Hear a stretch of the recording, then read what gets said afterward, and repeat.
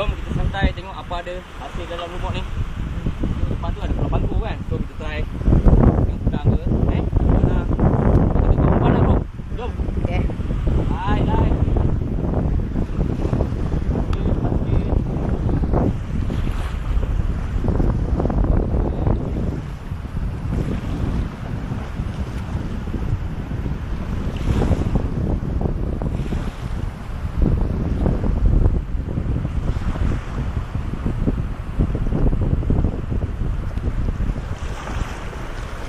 Ada. Macam ada bro. Oh. Memang puas hati. Ya. Okay. Tengok apa hasil kita. Ni antara ikan-ikan yang berbahaya sengat jaga.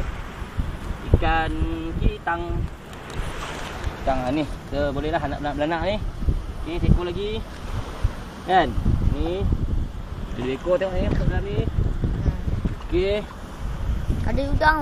Okey, ni pun bahaya kita clear kan. Jauh sikit daripada jauh. Apa rapat sangat.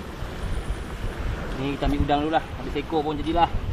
Janji tadi dah dapat. Okey, Usha dalam tengok apa ada dalam ni hasil kita. Ada. Dah ada udang ni. Puas hati ya. Ni mak ai. Boleh buat lepas buat umpan okey tu. Okey dah. Usha sini. Sekian saja dari Lumut. Enjoy lah. Bersama saya punya hero.